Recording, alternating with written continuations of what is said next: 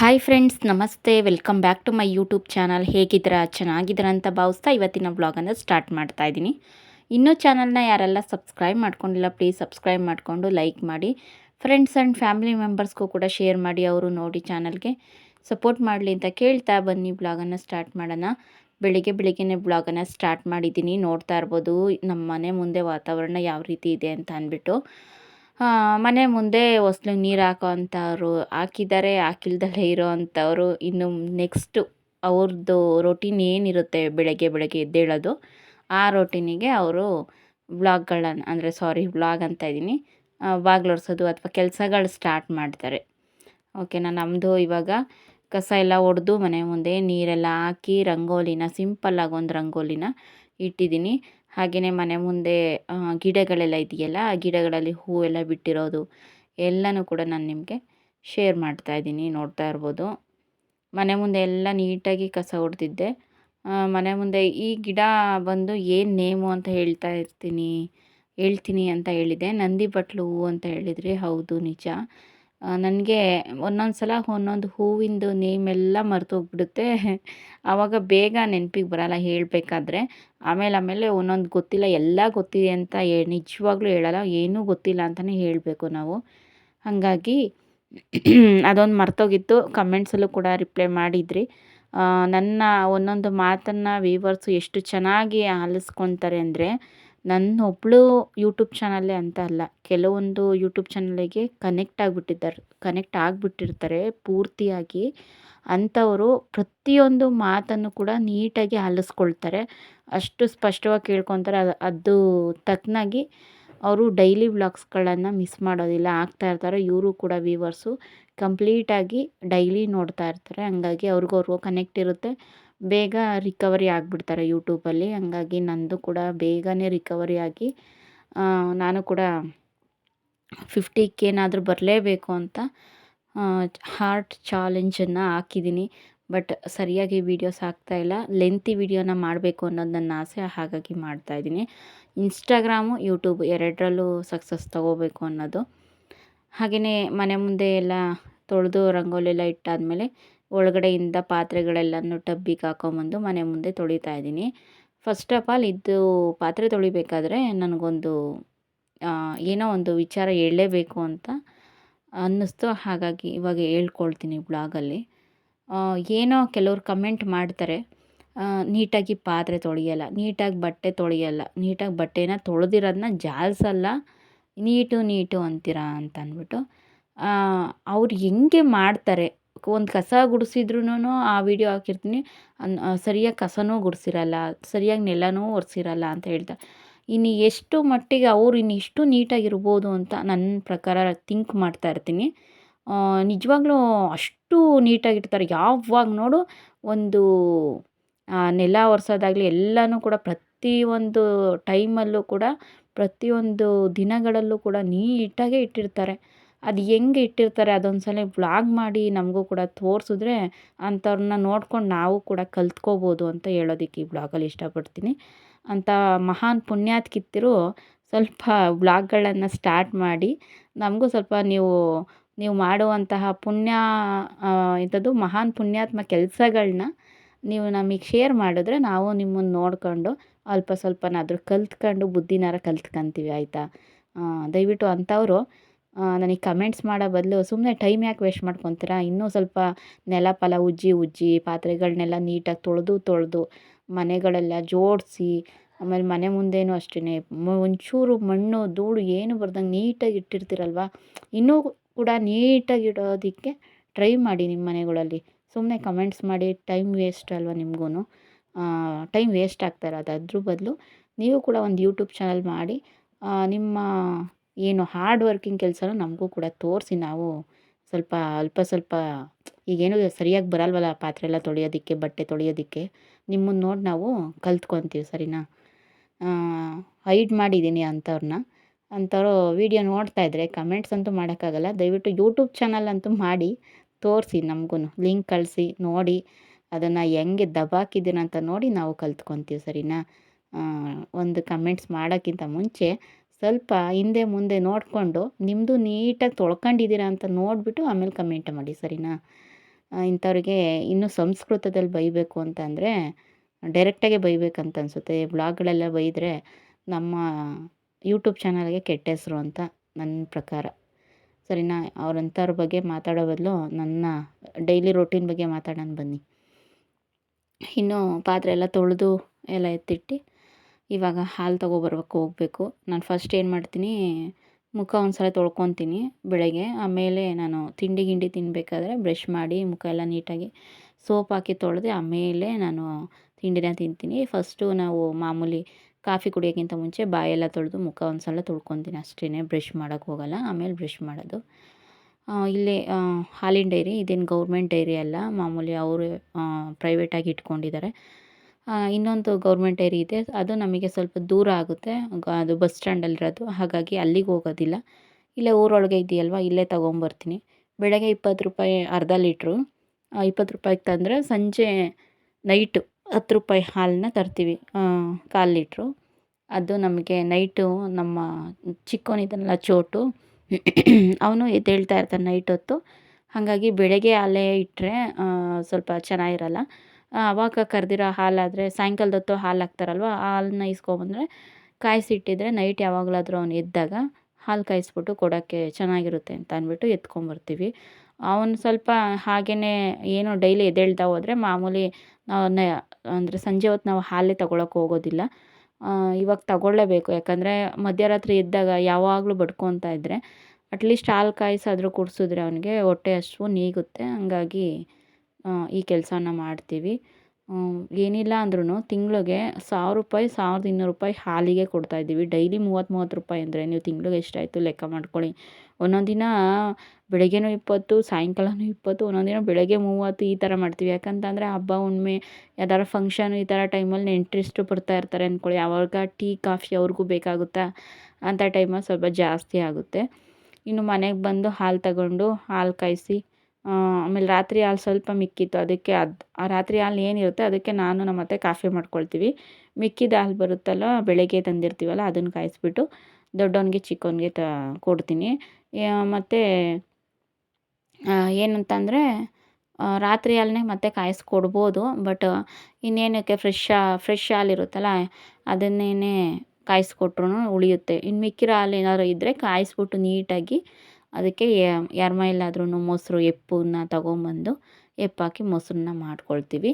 ಇಷ್ಟೇ. ಸ್ವಲ್ಪ ರಾತ್ರಿದು ಅರ್ಧ ಮುದ್ದೆ ಮಿಕ್ಕಿತ್ತು, ಅದನ್ನು ಎಸೆಯೋದು ಬೇಡ ಅಂತ ಅಂದ್ಬಿಟ್ಟು ಅದನ್ನು ನೀಟಾಗಿ ಕಿವುಚ್ಬಿಟ್ಟು ಒಂದು ಪಾತ್ರೆಯಲ್ಲಿ ಹಾಕಿ ನೀಟಾಗಿ ಬೇಯಿಸ್ಕೊತಾ ಇದ್ದೀನಿ. ಅಂಬಲಿ ಬೇಯಿಸ್ತಾರೆ ನೋಡಿರಿ, ಅದೇ ಥರ ಬೇಯಿಸ್ಕೊತಾ ಇದ್ದೀನಿ. ನಾನು ಸ್ವಲ್ಪ ಅದಕ್ಕೆ ಒಂದು ಅರ್ಧ ಗ್ಲಾಸ್ ಮಜ್ಜಿಗೆ ಹಾಕ್ಬಿಟ್ಟು ಅಂಬಲಿ ಕಾಯಿಸಿದ್ನಲ್ವ ಸ್ವಲ್ಪ ತಣ್ಣಗಾಗಲಿ ಅಂತ ಇಟ್ಬಿಟ್ಟು ಮಕ್ಳಿಗೆ ಹಾಲು ಕೊಟ್ಟೆ. ದೊಡ್ಡವನಿಗೆ, ಚಿಕ್ಕವನೇನು ಎದ್ದಿರಲಿಲ್ಲ. ಆಮೇಲೆ ನಮ್ಮ ಅತ್ತೆ ಕಾಫಿ ಕೊಟ್ಟೆ. ನಾನಿವಾಗ ಫಸ್ಟು ಅಂಬಲಿ ಕುಡಿಯೋಣ ಅಂತ ಅಂದ್ಬಿಟ್ಟು ಕುಡಿತಾ ಇದ್ದೀನಿ. 2 ಮಕ್ಕಳು ನಿಭಾಯಿಸ್ತೀನಿ ಹಂಗೆ ಹಿಂಗೆ ಅಂತ ಅಂದ್ರೂ ಕೂಡ, ಏನು ನೀನೇನು ಮಾಡಬಾರ್ದು ಕೆಲಸ ಮಾಡ್ತೀಯ ಹಂಗೆ ಹಿಂಗೆ ಅಂತ ಕೆಲವ್ರು ಹೇಳ್ತಾರೆ. ನಮ್ಮ ಪರಿಶ್ರಮ ನಮಗೆ ಗೊತ್ತಿರುತ್ತೆ. ಇಂಥ ತುಕಾಲಿ ಮಾತಾಡೋರಿಗೆ ಬದನೇಕಾಯಿ ಏನು ಗೊತ್ತಿರುತ್ತೆ ಅಲ್ವಾ?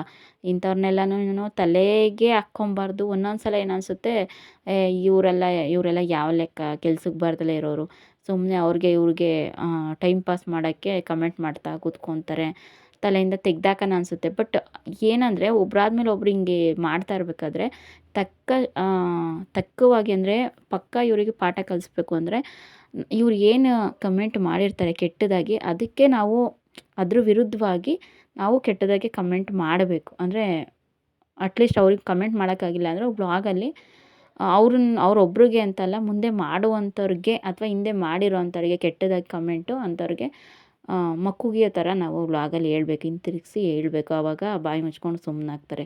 ನಮ್ದು ಎಷ್ಟಿದೆ ಅಷ್ಟು ನೋಡ್ಕೊಳ್ಳೋಣ ಅನ್ನೋ ಥರ ಬುದ್ಧಿ ಕಲ್ತ್ಕೊತಾರೆ ಅನ್ನೋದು ನನ್ನ ಪ್ರಕಾರ. ಹಾಗಾಗಿ ಒಂದೊಂದು ಸಲ ಆ ಥರ ಅನಿಸುತ್ತೆ. ಏನು ಮಾಡೋಕ್ಕಾಗಲ್ಲ.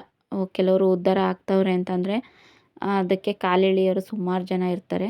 ಅವನ್ನೆಲ್ಲನೂ ಕೂಡ ಮೆಟ್ಟಿ ನಿಲ್ಲಬೇಕು. ಸದ್ಯಕ್ಕೆ ಇವಾಗ ಅಂಬಲಿ ಕುಡಿದಾದ್ಮೇಲೆ ಇವಾಗ ಬೆಳಗ್ಗೆ ಚಿತ್ರಾನ್ನ ಮಾಡಿದ್ದೀನಿ. ಇವತ್ತು ನೋಡ್ತಾ ಇರ್ಬೋದು, ಮನೆಯೆಲ್ಲ ನೀಟಾಗಿ ಗುಡಿಸಿ ನೆಲ ಎಲ್ಲ ಒರೆಸಿ ಎಲ್ಲ ರೆಡಿ ಮಾಡಿ, ಆಮೇಲೆ ದೇವ್ರ ದೀಪನೂ ಹಚ್ಚಿ ಎಲ್ಲ ರೆಡಿ ಮಾಡಿದ್ದೀನಿ. ಯಾಕಂತ ಅಂದರೆ ಇವತ್ತು ಉಲ್ಲೇಕೆರೆ, ತಿಪಟೂರು ತಾಲೂಕು ಉಲ್ಲೇಕೆರೆ ಚಿನ್ನನಹಳ್ಳಿ ಗಡಿ ಗೇಟ್ ಇದೆಯಲ್ಲ, ಅಲ್ಲಿಂದ ಒಳಗಡೆ ಹೋದರೆ ಹುಲ್ಲೆಕೆರೆ ಅಂತ ಇದೆ. ಅಲ್ಲಿ ನಮ್ಮ ನಾದಿನಿ, ಎರಡನೇ ನಾದಿನಿದು ಏನೋ ಜಾತ್ರೆ ಇದೆ, ಊರಹಬ್ಬ. ಹಂಗಾಗಿ ಅಲ್ಲಿಗೆ ಹೋಗಬೇಕು. ಮತ್ತು ಇನ್ನೊಂದು ಕಿಕ್ಕೇರಿ, ಅಲ್ಲಿ ಚೌಡೇನಹಳ್ಳಿ ಅಂತ, ಅಲ್ಲೂ ಕೂಡ ಹಬ್ಬ. ಆಮೇಲೆ ಇನ್ನೊಂದು ಮುದುಡಿ, ಅಲ್ಲೂ ಕೂಡ ಹಬ್ಬ. ಎಲ್ಲ ತಿಪಟೂರು ತಾಲೂಕೇನೆ, ಕೆಲವರು ಅರಸೀಕೆರೆ ತಾಲೂಕು. ಹಿಂಗೆ ಅಲ್ಲಿಗೆ ಹೋಗಿ ಬರಬೇಕು. 3 ಊರು ಹಬ್ಬ ಇದೆ. ಹಾಗಾಗಿ ಹೋಗ್ಬಿಟ್ಟು ಬರಬೇಕು. ಅದಕ್ಕೆ ಬೆಳಗ್ಗೆ ಮಂಗಳವಾರ ಎಲ್ಲ ಕೆಲಸ ಎಲ್ಲ ಮಾಡಿಕೊಂಡು, ತಿಂಡಿ ಗಿಂಡಿ ಮಾಡಿಕೊಂಡು, ಒಂದೇ ಟೈಮ್ ಅಲ್ವಾ ಚಿತ್ರಾನ್ನ ಮಾಡಿ, ಅದಕ್ಕೆ ಎಲ್ಲ ಕೂಡ ನೋಡಿ ದೇವ್ರ ದೀಪ ಎಲ್ಲ ಹಚ್ಚಿ ಎಲ್ಲ ನೀಟಾಗಿ ಒರೆಸಿ ವಿಭೂತಿ ಹಚ್ಚಿ ಕುಂಕುಮ ಹಚ್ಚಿದ್ದೀನಿ ಈ ಸಲ. ತುಂಬ ಚೆನ್ನಾಗಿ ಅನಿಸುತ್ತೆ. ನೆನ್ನೆ ಅರಸೀಕೆರೆಗೆ ಹೋಗಿರಲಿಲ್ಲ, ಹಂಗಾಗಿ ಹೂ ತರೋಕ್ಕಾಗಲಿಲ್ಲ ನಾನು. ಹಂಗಾಗಿ ಏನು ಗಿಡದಲ್ಲಿ ಬಿಟ್ಟಿರ್ತಾವಲ್ಲ ಹೂಗಳು, ದಾಸವಾಳ, ಅವನ್ನೇ ಮುಡಿಸಿದ್ದೀನಿ. ಮತ್ತು ರೋಸ್ ಬಿಟ್ಟಿದ್ವು, ಹಂಗಾಗಿ ಫೋಟೋಗೆ ಮುಡಿಸಿದ್ದೀನಿ. ತುಂಬ ಚೆನ್ನಾಗಿ ಹೈಲೈಟಾಗಿ ಕಾಣಿಸ್ತಾ ಇತ್ತು. ಇನ್ನು ಇವಾಗ ಹೊರಟಿದ್ದೀವಿ. ಎಲ್ಲಿಗೆ? ಹುಲ್ಲೆಕೆರೆಗೆ ಹೊರಟಿದ್ದೀವಿ. ನೋಡ್ತಾ ಇರ್ಬೋದು. ಜಾತ್ರೆ ಅಲ್ವಾ, ಇವತ್ತು ಹೋಗಿ ನಾಳೆ ನೈಟ್ ಬರೋದು. ಇನ್ನೂ ಎಲ್ಲ ಮುಗಿಸ್ಕೊಂಡು ಹಬ್ಬ ಗಿಬ್ಬ ಎಲ್ಲನೂ ನಮ್ಮ ಮನೆಯವ್ರು ಗಾಡಿ ತಂದಿದ್ರು, ಹಂಗಾಗಿ ಎಲ್ಲರೂ ಕೂಡ ಗಾಡೀಲೇ ಹೋಗ್ತಾಯಿದ್ದೀವಿ. ನಾನು, ನನ್ನ ಅವ್ರಗಿತ್ತಿ ಮಕ್ಕಳು, ನಮ್ಮ ಅತ್ತೆ, ಆಮೇಲೆ ನಮ್ಮ ಭಾವ, ಆಮೇಲೆ ನಮ್ಮ ಮನೆಯವರು ಎಲ್ಲರೂ ಕೂಡ ನೋಡ್ತಾ ಇರ್ಬೋದು ಯಾವ ರೀತಿ ಇದೆ ಏನು ಹುಲ್ಲೆಕೆರೆಗೆ ಹೋಗೋ ದಾರಿಗಳು ಅಂತ. ಹಾಗೆಯೇ ಬೀಗ್ರೂಟ ಇತ್ತು, ನಾನು ಮೊನ್ನೆ ಮದುವೆಗೆ ಹೋಗಿದ್ದೆ ಅಂತ ಹೇಳಿದ್ನಲ್ವ, ಅವ್ರದ್ದು ಬೀಗ್ರೂಟ ಅಲ್ಲೇ. ಬೀಗ್ರೂಟ ಪ್ಲಸ್ಸು ಊರಹಬ್ಬ. ಬೀಗ್ರೂಟಕ್ಕೆ ಹೋಗಿ ಊಟ ಮುಗಿಸ್ಕೊಂಡು, ಬೀಗ್ರೂಟ ಬಂದು ಮಧ್ಯಾಹ್ನ, ಹಬ್ಬ ಬಂದು ಸಾಯಂಕಾಲ.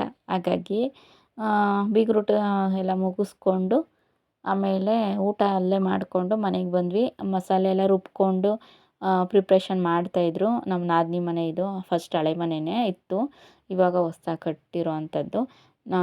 ನಮ್ಮ ನಾದಿನಿ ಇದ್ದಾರಲ್ಲ, ಅವರು ವಾರಗಿತ್ತಿ ಅವ್ರ ಅಕ್ಕನ ಮಗಳು ವೀಡಿಯೋ ಮಾಡ್ತಾ ಇರೋದು. ನಮ್ಮ ಚಾನಲೆಲ್ಲ ನೋಡ್ತಾರೆ ಅವರು, ಹಾಗಾಗಿ ವೀಡಿಯೋ ಮಾಡು ಅಂದೆ ಮಾಡ್ತಾಯಿದ್ದಾರೆ. ಅದಾದಮೇಲೆ ನಾನು ತೆಂಗಿನಕಾಯಿ ತುರ್ಕೊಡು ಪೂಜಾ ಅಂದರು, ಹಂಗಾಗಿ ತುರ್ಕೊಡ್ತಾಯಿದ್ದೆ.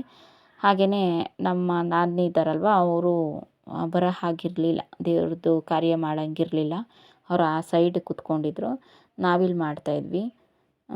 ಈ ಕಡೆ ಸಾಂಬಾರು, ಒಂದು ಕಡೆ ಏನು ಕಾಳುಗೊಜ್ಜು ರೆಡಿ ಆಗ್ತಾ ಇದೆ. ಅವರು ಮಟನ್ ಹಾಕ್ದಂಗೆ ನಾನು ತಿರುವುದು, ಸ್ವಲ್ಪ ಮಸಾಲೆ ಹುಯ್ಯೋದು, ಈ ರೀತಿ ಎಲ್ಪ್ ಮಾಡಿಕೊಡ್ತಾಯಿದ್ದೆ. ಇವಾಗ ದೇವರಿಗೆ ಎಡೆ ಮಾಡೋ ಅಂಥದ್ದಲ್ವ, ಹಾಗಾಗಿ ಅಲ್ಲಿ ಮಾತಾಡಬಾರ್ದು ಅನ್ನೋ ಕಾರಣಕ್ಕೆ, ಸ್ಮೆಲ್ಲು ಕೂಡ ಕುಡಿಬಾರ್ದು ಅನ್ನೋ ಕಾರಣಕ್ಕೆ ಆ ಥರ ವೇಲ್ನ ಕಟ್ಕೊಂಡಿದ್ದೆ ನಾನು.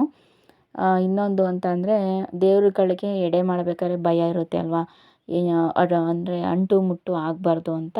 ಅದೇ ರೀತಿ ನಾನು ಹಂಗೆ ಮಾತಾಡಬೇಕಾದ್ರೆ ಏನು ಎಂಜಲು ಕೂಡ ಅದಕ್ಕೆ ಸೋಕಬಾರ್ದು ಅಂತ ನೀಟಾಗಿ ಬಟ್ಟೆನ ಕಟ್ಟಿದ್ದೆ. ಆಮೇಲೆ ಮಾಡಿದ ತಕ್ಷಣವೇ ವೀಡಿಯೋನ ಅಪ್ಲೋಡ್ ಮಾಡಬಾರ್ದಲ್ವ, ದೇವರಿಗೆ ಎಡೆ ಎಲ್ಲ ಆಗಿ ಆಮೇಲೆ ಜನಗಳೆಲ್ಲ ತಿಂದಾದ್ಮೇಲೆ ಬೇಕಾದರೆ ಅಪ್ಲೋಡ್ ಮಾಡೋಣ, ಮುಂಚೆನೇ ಮಾಡೋದು ಬೇಡ ಅಂತ ನಾನು ಯಾರಿಗೂ ಕೂಡ ತೋರಿಸಿರಲಿಲ್ಲ, 4 ಜನಕ್ಕೆ. ಇವಾಗ ಶೇರ್ ಮಾಡ್ತಾಯಿದ್ದೀನಿ ಹಬ್ಬದ್ದೆಲ್ಲನೂ ಕೂಡ. ಅವ್ರ ಮನೆ ಮುಂದೆ ಇದು ನಮ್ಮ ನಾದಿನಿಯವರ ಅತ್ತೆ.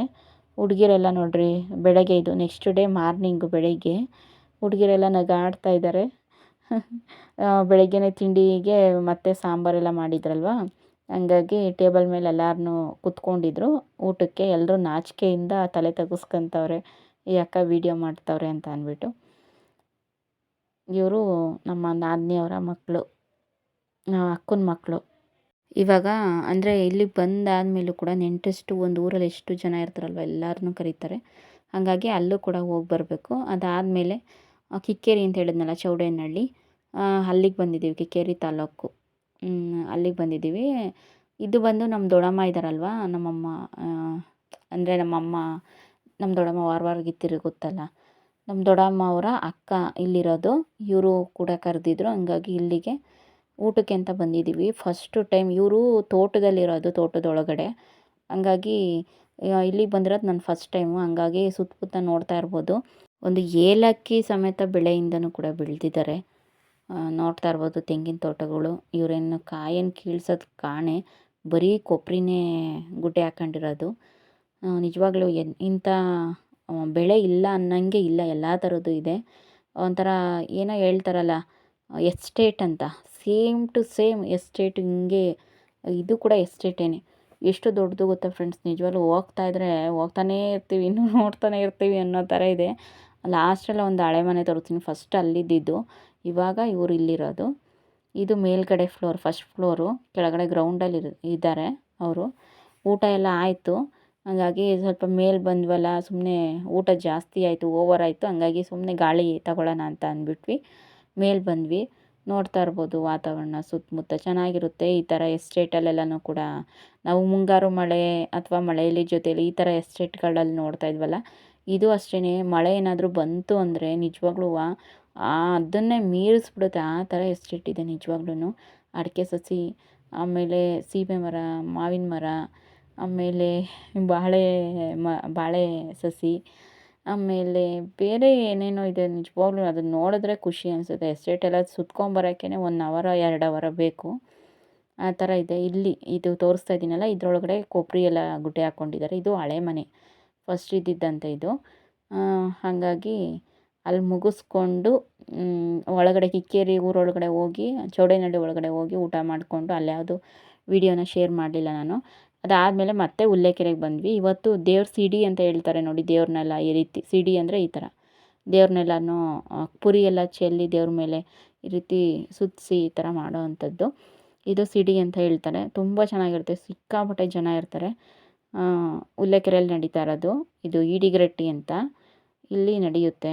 ನಿಜವಾಗ್ಲೂ ಎಷ್ಟು ಚೆನ್ನಾಗಿರುತ್ತೆ ಅಂದರೆ, ದೇವಸ್ಥಾನ ಮುಂದೆನೂ ಕೂಡ ಸಿಡಿ ಆದಮೇಲೆ ಉತ್ಸವ ಇರುತ್ತೆ. ಎಲ್ಲ ದೇವ್ರುಗಳನ್ನ ಸಿಡಿಗೆ ಇದು ಮಾಡಿ ಜಾತ್ರೆನ ಮಾಡ್ತಾರೆ. ಸುತ್ತಮುತ್ತ ಇಲ್ಲೂ ಅಷ್ಟೇ ಸ್ವಲ್ಪ ಈ ಸಲ ಅಂಗಡಿಗಳು ಕಮ್ಮಿ ಬಂದಿದೆ. ಮುಂಚೆಲ್ಲ ಇರಲಿಲ್ಲ. ಮುಂಚೆಲ್ಲ ಸ್ವಲ್ಪ ನಾವು ಹುಡುಗ್ರಂಗೆ ಬರಬೇಕಾದ್ರೆ ಜಾಸ್ತಿನೇ ಇತ್ತು, ಇವಾಗ ಸ್ವಲ್ಪ ಕಮ್ಮಿ.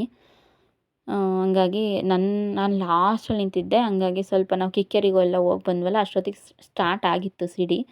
ಹಂಗಾಗಿ ಲಾಸ್ಟಲ್ಲಿ ನಿಂತಿದ್ನಲ್ವ, ಸ್ವಲ್ಪ ನಿಮಗೆ ಎಷ್ಟು ಕಾಣುತ್ತೋ ಅಷ್ಟು ಶೇರ್ ಮಾಡಿದ್ದೀನಿ. ವಿಡಿಯೋನ ನೋಡ್ತಾ ಇರ್ಬೋದು. ಝೂಮ್ ಎಲ್ಲ ಮಾಡಿ ವಿಡಿಯೋನ ಶೂಟ್ ಮಾಡಿದ್ದೀನಿ.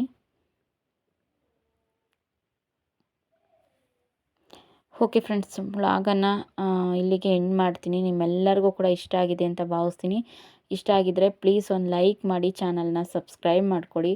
ಫ್ರೆಂಡ್ಸ್ ಆ್ಯಂಡ್ ಫ್ಯಾಮಿಲಿ ಮೆಂಬರ್ಸ್ಗೂ ಕೂಡ ಶೇರ್ ಮಾಡಿ, ಅವರು ನೋಡಿ ಚಾನಲ್ಗೆ ಸಪೋರ್ಟ್ ಮಾಡಲಿ. ಹಾಗೆಯೇ ಸ್ವಲ್ಪ ಏನು ಡೈರೆಕ್ಟ್ ವಾಯ್ಸನ್ನು ಕೊಡ್ತೀನಿ, ನಿಮ್ಗೆ ಇಷ್ಟ ಆಗುತ್ತೆ. ನಾನು ಮಾತಾಡೋದಕ್ಕಿಂತನೂ ವಾದ್ಯಗಳ ಜೊತೆಗೆ ದೇವರು ಸಿಡಿ ಆಡೋದನ್ನು ಕೇಳಿಸ್ಕೊಳ್ಳಿ, ನೋಡಿ, ಎಂಜಾಯ್ ಮಾಡಿ. Thank you for watching. Next ಬ್ಲಾಗಲ್ಲಿ ಸಿಗ್ತೀನಿ.